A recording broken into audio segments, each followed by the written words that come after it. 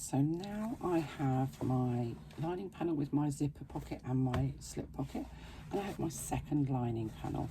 So I'm going to lay them right sides together, and you can clip if you want to, but I'm just make sure that I'm kind of matching everything up. And I'm going to stitch along this bottom edge, so the edge where we've got those two square cutouts, using a 3/8 of an inch seam allowance.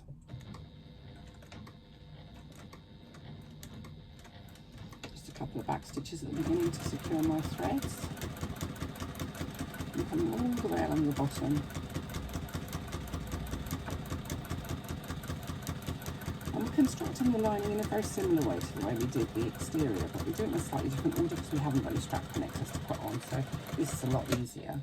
And it doesn't have any foam or anything like that in there to get in the way. So I've secured my two panels together. I'm now just going to open up this bottom seam that I've just sewn and press it open. And I know some people say, oh, why do I need to press the lining seams open? It just makes it sit better inside, to be honest.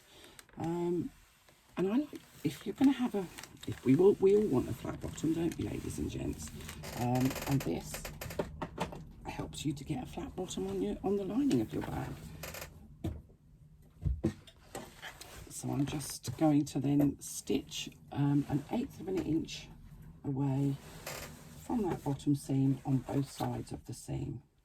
So I'm just going to top stitch either side of that seam. You don't need to back stitch because the beginning of your line of stitching will be in your boxed corner, so you don't need to worry about back stitching to secure your threads. It will be part of your boxed corner.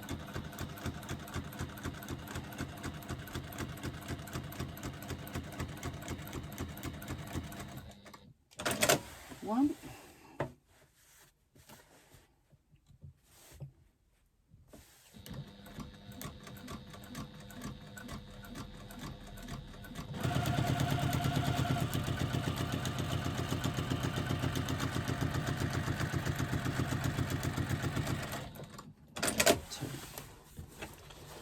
There you go, we have two lines of stitching and our bottom seam is now beautifully stitched open. So we're now going to match up the top corners and the bottom corner on the side, and again we're going to top stitch at we're going to stitch using an 1/8 of an inch seam allowance. 3/8 of an inch, apologies. 3/8 of an inch is 10 millimeters for those of you who use metric.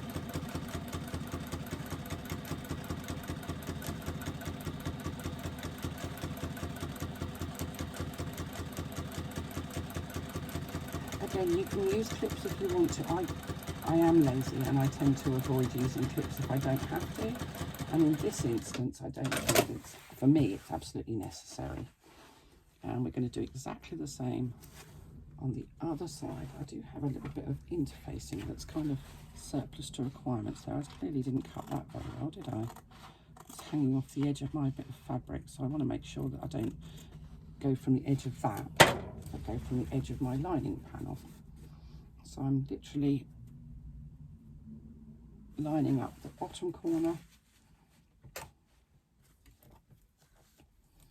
and the top corner.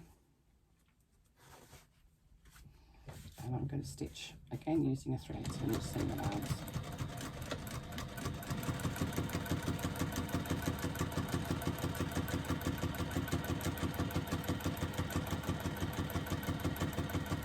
Cool. If anybody's lucky enough to have a sewing room that's not part of the main house, does it bother you when people start cooking? Somebody's cooking something in my house and it smells fabulous. It's just wafted in here.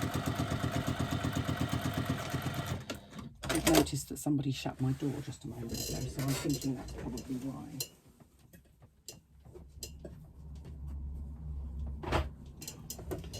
Right, now we are going to open up the side seams and press them. Now, if you haven't got a tailor's ham, you can use a rolled up tea towel or something like that, I have been known to wrap a tea towel around my arm and then put my arm in to open the seams on the side.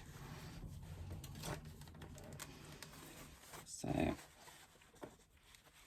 I'm just going to open up the seams on the side of my bag on both sides. Again, this helps your bag to sit better.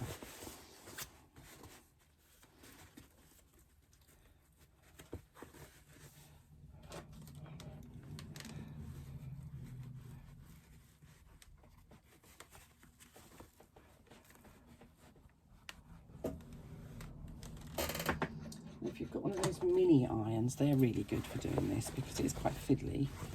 And sometimes I'll press the first one open before I do the second one, but I forgot, being honest.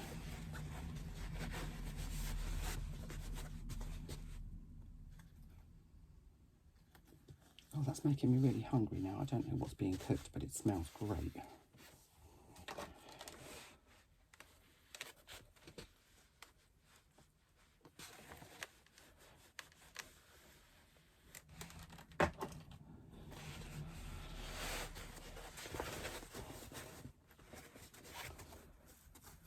You just have to move your ham inside of the bag just to make sure that you're pressing on something other than your hand. So those mini irons come into their own when you've got doing something like this. Just a little less bulky to mess around with. So there we have our side seams pressed open, our bottom seam is sewn open, and now we're going to do those bottom corners in the same way as we did with our main bag. So I'm going to put my hand inside, there it is. I'm going to splay my fingers, and you can see that that just opens that up. And we want to match that side seam with the bottom seam.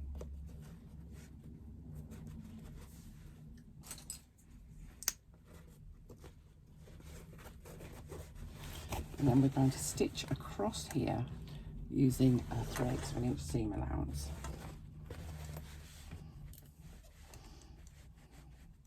Now, if you're worried that your seams are going to move, you can stitch just a couple of stitches across just to make sure that those two seams are sitting together. So I've literally just stitched across that seam, and then I can look inside and make sure that my two seams are together, which they are. And having done that, I can now go back to the side. It's not going to slide anywhere because sometimes they jiggle, they move, and it's really annoying.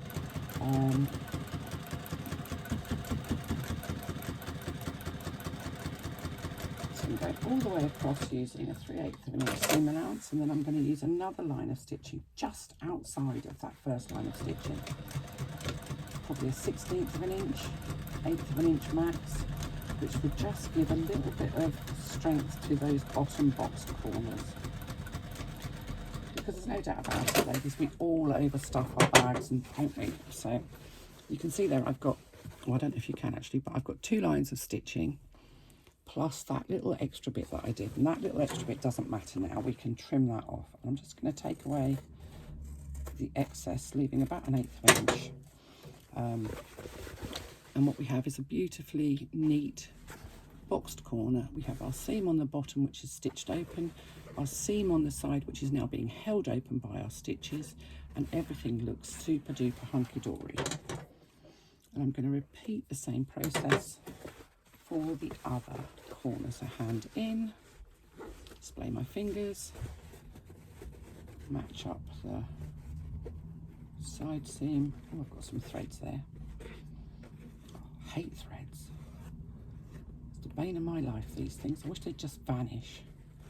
Match up that side and middle seam, and I'm just going to stitch across those 2 seams to make sure that they stay absolutely where they need to be.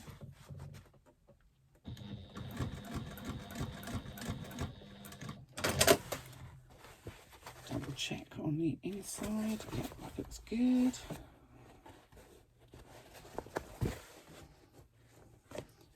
And then again at 3/8 of an inch seam allowance.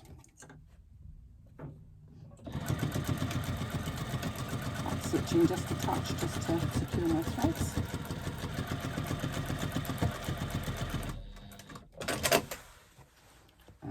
second line of stitching to reinforce the first line. The second line of stitching is just reinforcement, it's not structural. You don't have to do it if you don't want to.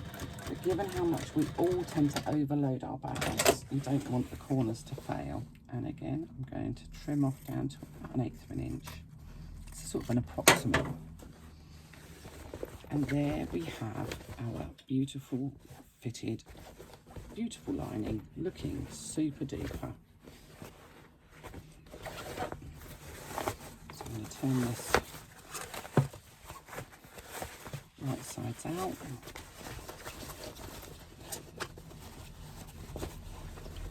Push my corners of my bag out.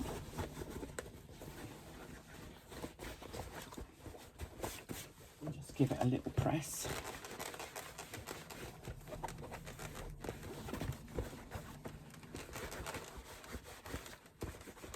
And yes, I am doing this on my hand. I think I've got asbestos hands. I don't feel the heat very much.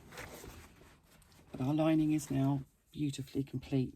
Once again, open the zipper pocket. I'm going to keep reminding you because how many of us have done that? You've put your lining into your main bag and your zipper pocket is closed, and then you have to unpick, or you have to get a crochet hook or some kind of gadget to try and open the zipper. So open the zipper on your lining. Now, you can see there that we've got an extra couple of inches. So if I wanted to make that slip pocket a little bit longer, you can go another 2 inches or so. If you go too much further than that, your slip pocket will roll underneath the bottom of your lining, and that is difficult because everything then ends up underneath. So there we go. I'll come back and show you how we fit this into our bag.